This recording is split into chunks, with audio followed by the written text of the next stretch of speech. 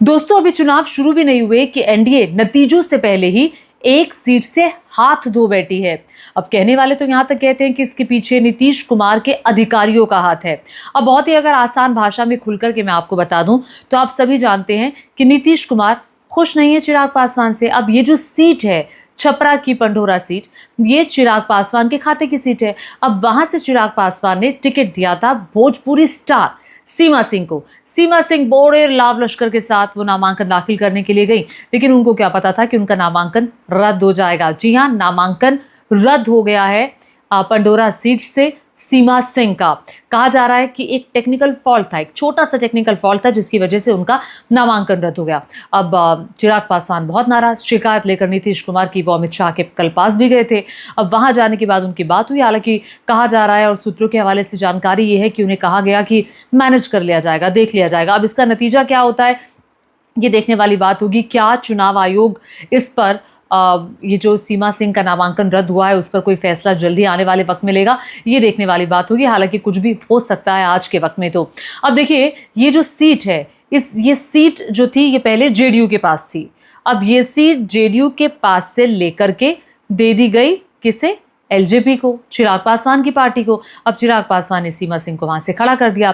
ऐसे ही जेडीयू की जो कुल कई सीटें हैं वो चिराग पासवान के खाते में गई है। इस बार 29 सीटें चिराग पासवान की पार्टी को मिली। और आप लगातार सुन ही रहे हैं कि नीतीश कुमार खुश नहीं है। अब नीतीश कुमार तो बहुत सारी चीज़ों से खुश नहीं है। नीतीश कुमार तो इस बात से भी खुश नहीं है कि उन्हें क्यों सीएम के तौर पे प्रोजेक्ट नहीं किया गया। उन नीतीश कुमार को जो पिछले 20 साल से लगातार सत्ता पर काबिज है, अगर बहुत कम छोटे से एक स्पैन को छोड़ दिया जाए, नीतीश कुमार इस बात से नाराज हैं कि आखिर जो उनका कद है वो उस लेवल का बीजेपी अब उनको उतनी तवज्जो क्यों नहीं दे रही है। हालांकि नीतीश कुमार बीजेपी की मजबूरी है, ये आप भी जानते हैं, क्योंकि केंद्र की जो मोदी सरकार है वो दो बैसाखियों के सहारे चल रही है। उसमें नीतीश कुमार और चंद्रबाबू नायडू है। अब चंद्रबाबू नायडू तो जहाँ तहाँ कुछ ना कुछ मांगते रहते हैं, कहते रहते हैं, कुछ शिगुफा छोड़ते रहते हैं। लेकिन नीतीश चुप थे बिहार को लेकर। अब बिहार में उनको उनकी मनपसंद की सीटें मिल जाएं, उनको उतनी सीटें मिल जाएं, लेकिन ऐसा हुआ नहीं। जो बड़ा भाई था वो इक्वल पे आता हुआ नजर आ रहा है। अब दोनों ही मझोले बन गए हैं, क्योंकि ना छोटा ना बड़ा। अब बीजेपी कह रही है देखिए परफॉर्मेंस के आधार पर होता है, हमारी परफॉर्मेंस पिछले चुनावों में अच्छी थी तो हमें उतनी सीटें मिलनी चाहिए। स्ट्राइक रेट का आजकल बहुत ज्यादा जिक्र हो रहा है, उसी स्ट्राइक रेट के लिहाज से ये सब किया जा रहा है। अब मैं आपको अगर खुल करके बताऊं तो भोजपुरी स्टार सीमा सिंह का नामांकन जब से रद्द हुआ है तब से खलबली मची हुई है। उन खलबली इस बात को लेकर मच गई है कि भाई ये तो नीतीश कुमार काफी जहरीले हो गए हैं, ये तो किसी को भी नुकसान पहुंचा सकते हैं, ये तो अपनी खुन्नस निकाल रहे हैं।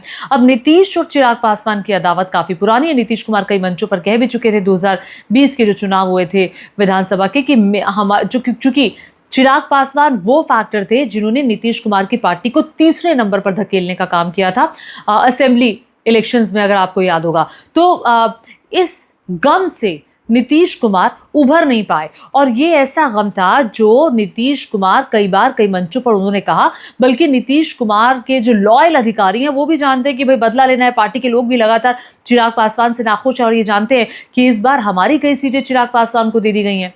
अब इस बात से भी नाराजगी है कि चिराग पासवान का कद तो बढ़ रहा है, हमारे कद को झुका दिया गया है, नीचे कर दिया गया है। इसी बात से जीतन राम मांझी भी खुश नहीं है, उपेंद्र कुशवाहा भी खुश नहीं है। अब कल क्या होता है, कल जब शिकायत लेकर चिराग पासवान पहुंचते हैं अमित शाह जी के पास, तब चिराग पासवान बाहर आने के बाद कहते हैं कि हम तो नीतीश कुमार के नेतृत्व में चुनाव लड़ेंगे, हम तो नीतीश कुमार जी तो हैं ही मुख्यमंत्री। वो चिराग पासवान जो वक्त वक्त पर नीतीश कुमार की बुराई करते रहे, नीतीश कुमार पर नाराजगी जाहिर करते रहे और ये कहते रहे कि मैं उस गठबंधन का हिस्सा हूं, मुझे शर्म आती है जहां का लॉ एंड ऑर्डर बिल्कुल भी अच्छा नहीं है। उन्होंने कई बार इस बात को दोहराया, उन्होंने कई बार नीतीश कुमार पर निशाना साधा, लॉ एंड ऑर्डर को लेकर साधा और बहुत सारी चीज़ों को लेकर उन्होंने अपनी बात नीतीश कुमार के खिलाफ रखी। और वो आज से नहीं, वो पिछले कई सालों से रखते आए हैं। नीतीश कुमार को इस बात की खुन्नस है और कहने वाले यहाँ तक कहते हैं कि भैया ये जो नामांकन है ये तो नीतीश कुमार की वजह से रद्द हुआ है, उनके जो लॉयल अधिकारी हैं उनकी वजह से कोई टेक्निकल फॉल्ट मिला और उसको रद्द कर दिया गया। अब देखिए, गलती तो गलती होती है, अब उसको क्या पलटा जाएगा या पलटा दिया जाएगा ये एक अपनी बात है और आज के वक्त में आप भी जानते हैं कि कुछ भी हो सकता है। अब यहाँ पर जीतन राम मांझी और नीतीश कुमार की पार्टी जेडीयू ये बार बार कह रहे हैं कि नीतीश कुमार के नाम को प्रोजेक्ट किया जाए। अब अमित शाह बीजेपी ये नहीं कर रहे हैं, वो कह रहे हैं कि विधायक दल का नेता कौन होगा ये तो भाई पार्टी तय करेगी। ये विधायक तय करेंगे और ये चुनावों के बाद तय होगा। हालांकि ये वो नीतीश कुमार हैं जो कि बड़ी पार्टी कभी ना बने हों, लेकिन मुख्यमंत्री नीतीश कुमार ही बनते हैं। इर्द गिर्द सब कुछ नीतीश कुमार के चलता है। अब जानकारी तो यहां तक आ रही है और कहने वाले तो यहां तक कहते हैं कि देखिए, आपने तेजस्वी यादव को नहीं देखा होगा कि तेजस्वी यादव बहुत खुल करके सीधे नीतीश कुमार पर निशाना साध रहे हो। नहीं, तेजस्वी यादव ऐसा नहीं कर रहे हैं, ना नीतीश कुमार तेजस्वी यादव को निशाने पर ले रहे हैं, क्योंकि अंदर खाने सुगबुगाहट इस बात की है कि बातचीत चल रही है और कई सीटें ऐसी हैं जहां पर जो आरजेडी है वो जेडीयू को सपोर्ट कर रही है और जेडीयू आरजेडी को सपोर्ट कर रही है कहने वाले। और हालांकि कई सीटों पर ये देखा भी गया है कि जहां पर मुकेश साहनी की पार्टी का, वीआईपी पार्टी का कोई नुमाइंदा खड़ा है, वहां पर जो आरजेडी है वो उनको सपोर्ट नहीं कर रहे हैं, बल्कि वो जेडीयू के कैंडिडेट को सपोर्ट कर रहे हैं। अब जो बिहार की राजनीति पर नज़र रखे हुए हैं वो लोग कहते हैं कि अंदर एक सहमति बनती हुई सी दिखाई दे रही है कि अगर चुनावों के बाद कुछ स्थितियां बनती हैं तो फिर से वो गठबंधन हमें देखने को मिल सकता है जो हम पहले देख चुके हैं। हमें जेडीयू प्लस आरजेडी गठबंधन भी देखने को मिल सकता है, लेकिन ये स्थिति बीजेपी के लिए बहुत अच्छी नहीं होगी। आप सभी जानते हैं कि केंद्र की सरकार दो बैसाखियों की सारी है, जैसे कि मैंने जिक्र किया, इसीलिए बीजेपी के लिए बहुत इंपॉर्टेंट हो जाता है नीतीश को अपने साथ रखे रहना। हालांकि बीच में कुछ ना कुछ शिगुफा छोड़ करके बीजेपी ये जरूर जानने की कोशिश करती है कि अगर नीतीश कुमार के नाम को सीएम के तौर पर प्रोजेक्ट नहीं कर रहे हैं तो कैसा रिस्पॉन्स आएगा, और वो हुआ भी। और नीतीश कुमार भले ही अनफिट हों, कहने वाले ये भी कहते हैं कि लेकिन अब नीतीश कुमार बिल्कुल भले चंगे हैं। उनके आवास पर होने वाली ताबड़तोड़ बैठकें इस बात का सबूत हैं कि नीतीश कुमार अपनी पार्टी के फैसले जो हैं वो ले रहे हैं और खुल करके ले रहे हैं। लगातार जो हमने बैठकें देखी हैं ये उसकी बानगी है। अब सवाल ये खड़ा होता है कि अगर ये सहमति बनती हुई दिखाई दे रही है जेडीयू और आरजेडी के बीच में, तो फिर केंद्र की सरकार का क्या होगा, फिर बीजेपी का केंद्र में क्या होगा। तो क्या अगर ये बैसाखी मान लीजिए अपना सपोर्ट वापस ले लेती है तो फिर केंद्र की सरकार पर भी एक क्वेश्चन मार्क लग जाएगा।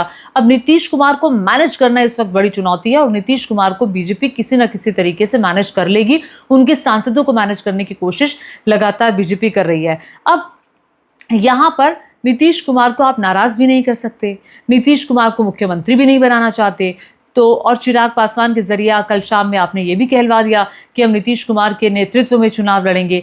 तो आप हर तरह का शिगुफा दे करके देख रहे हैं। हालांकि जो जेडीयू के समर्थक हैं और जो जेडीयू के कार्यकर्ता हैं वो ये चाहते हैं कि खुल करके, चूंकि आप चुनाव कैसे लड़ेंगे, चुनाव में लड़ने के लिए आपको एक सपोर्ट होने की बहुत ज़रूरत है। आपको उनके सपोर्टर्स को बताने की ज़रूरत है कि भैया आपकी पार्टी का जो नीतीश कुमार है वही मुख्यमंत्री बनने वाले हैं। अब ये सपोर्ट कहाँ से आएगा? ये सपोर्ट वहाँ से आएगा जब कैंडिडेट घोषित किया जाएगा कि भाई नीतीश कुमार जो हैं उनको हम मुख्यमंत्री के तौर पर प्रोजेक्ट करेंगे। अब देखने वाली बात होगी ये जो पूरी कहानी है, इस पूरी कहानी का हल क्या होता है और ये कहानी कहाँ तक जाती है।